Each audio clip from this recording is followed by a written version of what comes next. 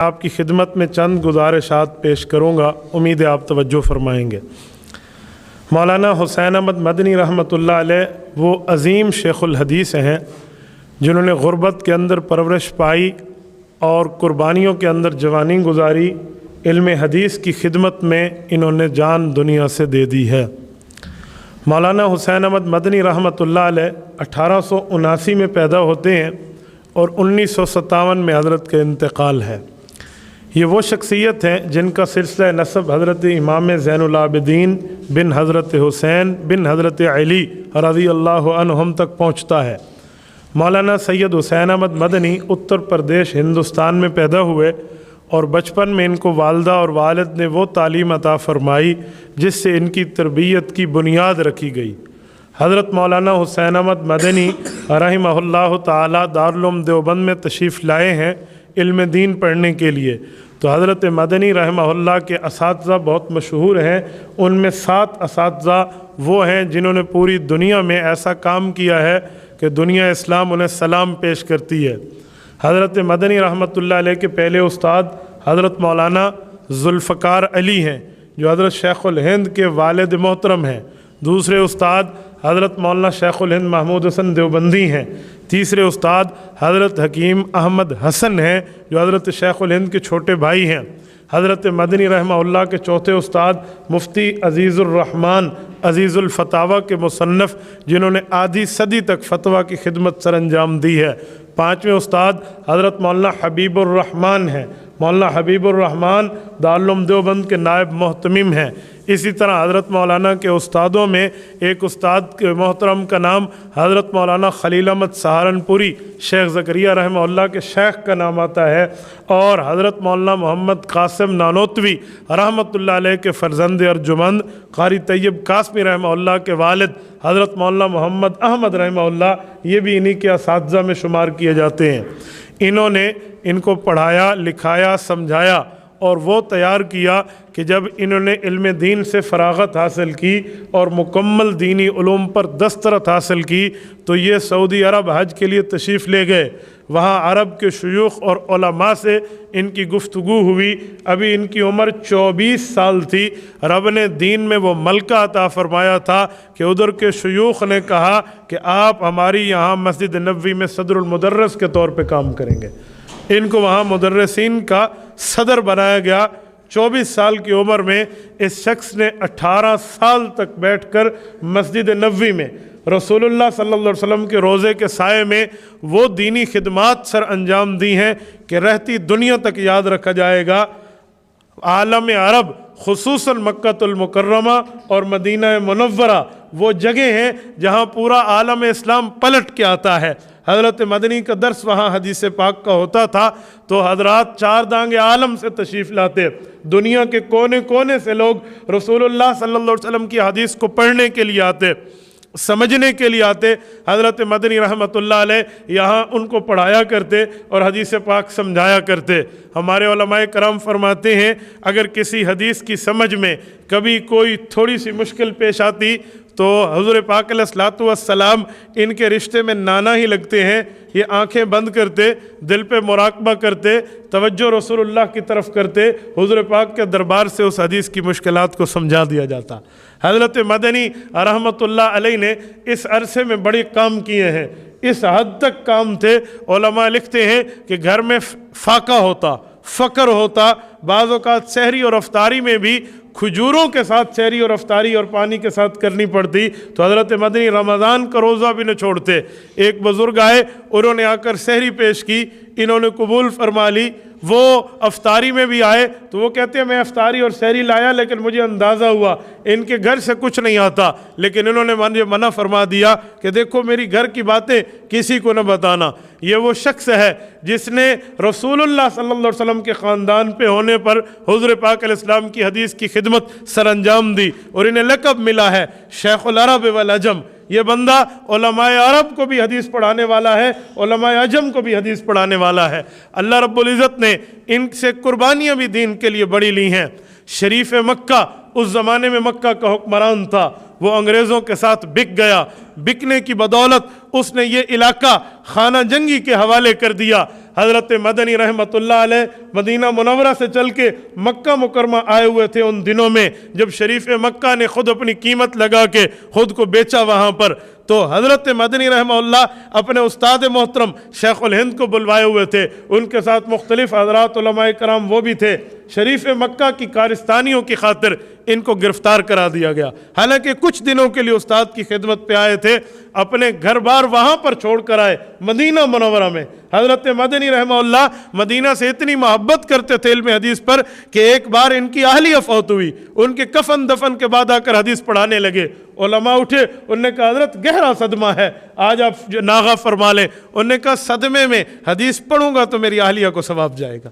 यानी इतनी वहाँ जो है ना, क्या कहते हैं, हदीस की खिदमत पर अपनी जान लगाते, लेकिन यहाँ इनको गिरफ्तार कराया गया। अब इस गिरफ्तार कराने पे जो परेशानियाँ आई, बूढ़ी माँ, वालिद, बेटे, दूसरी बीवी, अपनी औलादें अपने घर में छोड़ के आए, जिन्हें 4 से 5 दिन का बताकर आए, और आगे नहीं मालूम कि 3.5 साल की कैद आ रही है। जजीरा अंडमान और माल्टा के अंदर इनको गिरफ्तार कराया गया, अंग्रेज वहां ले गया। कितना अरसा इन पे जुल्म और तशद्दुद हुआ।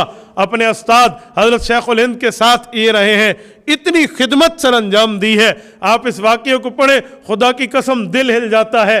10 महीने के अंदर मौलाना हुसैन अहमद मदनी रहमतुल्लाह ने कुरान करीम हिफ्ज़ किया। जब रमज़ानुल मुबारक आया तो अपने उस्ताद को तरावियाँ पूरी की पूरी कुरान करीम में सुनाई, पूरी कुरान करीम तरावियों में सुनाया। हज़रत मदनी रहमतुल्लाह अलैह फरमाते हैं, यहाँ जितना जुल्म और तशद्दुद हुआ इन्होंने बर्दाश्त किया। 3.5 साल जेल में थे, और एक अरसे के बाद रिहाई से कुछ दिनों पहले डाक का सिलसिला शुरू हुआ तो इनके ख़त जो घर से आए हुए थे, उन ख़तों की लाइन बंध गई। वो खतूत आए हुए थे, एक एक ख़त उठा के पढ़ते जेल में बैठ के। किसी में खबर होती आपके बच्चा फौत हो गया है, किसी में खबर होती आपकी बेटी फौत हो गई है, किसी में खबर होती बूढ़ी माँ दुनिया से चली गई है, किसी में खबर होती दूसरी बीवी जो थी वो दुनिया से चली गई, किसी ख़त में लिखा होता आपका वालिद दुनिया छोड़ गया है। पहाड़ जैसा कलेजा चाहिए जो हुसैन अहमद मदनी को रब ने दिया था। सुनते रहे, बर्दाश्त करते रहे। जुल्म और तशद्दुद की दास्तान इनके साथ खिलवाई गई, लेकिन उन्होंने अल्लाह के दीन पे हरफ नहीं आने दिया, अंग्रेज के सामने सर नहीं झुकाया, और अपने उस्ताद मोहतरम शेखुल हिंद की खिदमत करते रहे। हज़रत शेखुल हिंद रहमतुल्लाह इन दिनों में भी जेल के अंदर पूरे कुरान करीम का तर्जुमा लिखा है, और तफसीरी हवाइश लिखे, 10 पारे लिखे थे तफसीर के, तर्जुमा पूरा हो चुका था। बाद में हजरत को टाइम न मिला और इंतकाल हो गया। आज उनके शागिर्द ने पूरा किया, जिसे तफसीर उस्मानी कहते हैं। यह तफसीर उस्मानी 10 पारे तक तफसीर और पूरा तर्जुमा हजरत शेखुल हिंद ने जेल में बैठ के लिखा है। ये खिदमात इन हजरात के चलते रहे। जब बाहर आए, उम्र 42-43 साल है, और इतने सदमे सह चुके थे। गए थे, घर मौजूद था, खानदान मौजूद था, वापस आए ना घर है और ना खानदान है। देखो अल्लाह पाक ने इन कुर्बानियों के बावजूद भी हौसला दिया, और उन्होंने इल्म हदीस की खिदमत सर अंजाम दी है, और ऐसी खिदमत सर अंजाम दी है, यकीन माने दुनिया में जहां भी आपको फज़लाए देवबंद का अक्सर तबका मिलेगा, हज़रत हुसैन अहमद मदनी रहमतुल्लाह से खौशचैन मिलेगा।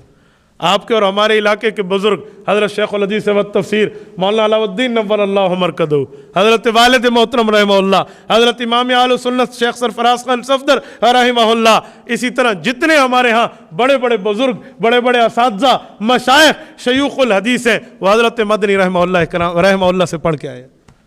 इन्होंने इल्म हदीस की खिदमत सर अंजाम दी, और साथ साथ मैदान सियासत को भी अपनाया था। अंग्रेज़ की आंखों में आंखें डालकर बात करते कि तू जालिम है, गासिब है, तूने हमारे इलाके पर नाजायज़ कब्ज़ा किया है, हम तेरे कब्ज़े को नहीं मानते। अंग्रेज़ ज़्यादा तनख्वाहों की लालच देकर हिंदुस्तान के मुसलमानों के बच्चों को अपनी फ़ौज में दाखिल करके अपनी फ़ौज की कुव्वत बढ़ाता। हज़रत मदनी रहमतुल्लाह ने फतवा दिया अंग्रेज़ की फ़ौज में दाखिला हराम है, इनके खिलाफ केस बन गया। उस वक़्त तो ये मुत्तहिदा हिंदुस्तान था, कराची भी अंग्रेज़ की सल्तनत में था, तो खालिक दीना हाल में अंग्रेज़ जज की अदालत लगी, और हज़रत मदनी रहमतुल्लाह को बतौर एक मुजरिम पेश किया गया। और उसने कहा, वकीलों ने इन्हें कहा कि आप कहते मैंने फतवा नहीं दिया, या दिया था तो मेरा उस वक्त जहन सीधा काम नहीं कर रहा था, इधर उधर की बात कर ले, आपकी सजाए मौत आपसे बच जाओगे, सजाए मौत की तकलीफ से आप बच जाओगे। इन्होंने वकीलों को कहा, ज़िंदगी में जो अच्छे काम किए उस पर भी कह दूँ कि मेरा जहन काम नहीं करता था, उस नेकी पे भी कह दूँ मेरा अक्ल नहीं काम कर रहा था, क्या मेरी आकबत बर्बाद करते हो। हज़रत मदनी जब अंग्रेज़ की अदालत के कटहरे में पेश हुए तो जज ने कहा, आपको पता है کہ میری कलम के नीचे, मेरी कलम की नोक के नीचे आपकी मौत को लिखा गया है। तुम जानते हो तुमने जो फतवा दिया था उसकी सज़ा क्या है? हज़रत मदनी ने सर उठाया, कहा अंग्रेज़ जज फतवा दिया था ये क्या होता है?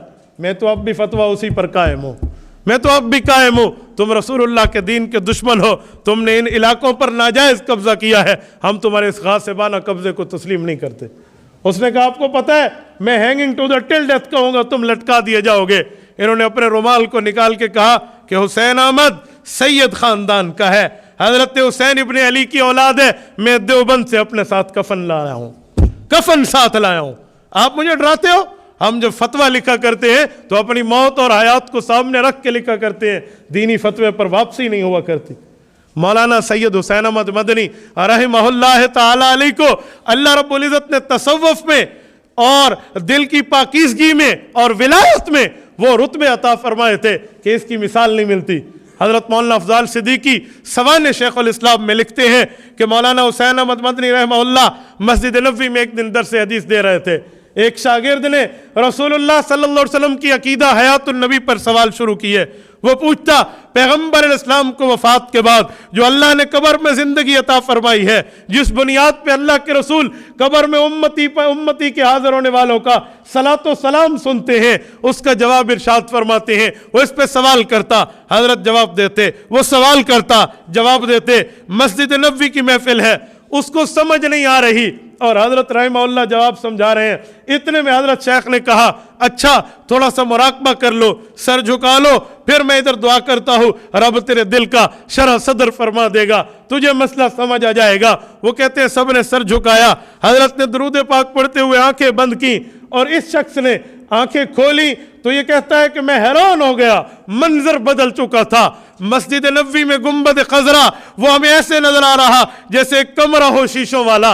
रसूल अक़दस सल्लल्लाहु अलैहि वसल्लम की ज़ाते गरामी उसमें यूं जिंदा तशरीफ फरमा और बैठे हैं, अल्लाह के रसूल के साथ सहाबा बैठे हैं। उस पर यह हालत खुली, इस बंदे को एक झटका सा लगा कि वो मैं क्या कहता था और ये क्या हो गया।